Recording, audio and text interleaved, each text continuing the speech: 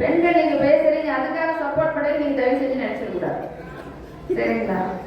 இப்ப பெண்கள் எப்பொழுதுமே தன்னை பற்றி உயர்வாக நினைப்பது கிடையாது. அதற்கு அம்பாளும் விதிவிலக்கு இல்லை. அப்ப அம்பாளுடைய பெருமைகளை பற்றி சிவபெருமான் அம்பாளுக்கு எடுத்து சொல்றார். என்ன சொல்றாருன்னா, தேவி, இந்த உலகத்திலே இருக்கக்கூடிய அனைத்து மந்திரங்களிலும் உயர்ந்த மந்திரம் என்று சொன்னால் அது உன்னை வணங்கக்கூடிய பீஜாட்சர மந்திரம். அது 700 ஸ்லோகங்களை கொண்டது அப்படின்னு சொல்லிட்டு அம்பாளுடைய திருப்பெயர்களை எல்லாம் சொல்லிக்கொண்டே வருகிறார்.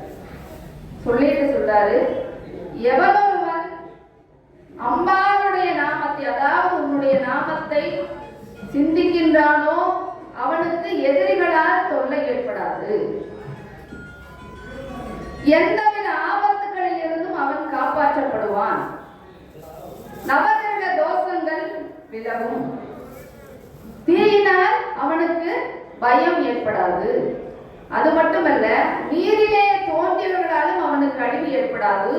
ஆகாயத்திலே தோன்றியவர்களாலும் அவனுக்கு அழிவு ஏற்படாது.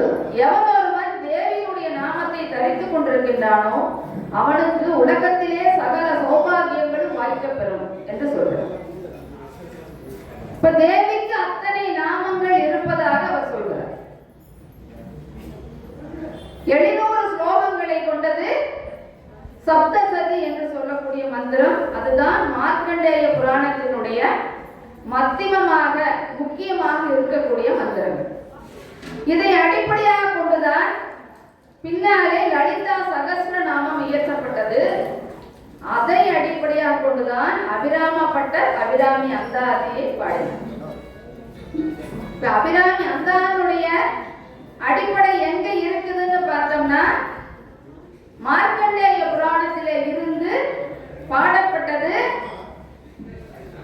லலிதா சகஸ்ரநாமம். லலிதா சகஸ்ரநாமத்தை ஒட்டி பாடப்பட்டதுதான் அபிராமி அந்தாதி.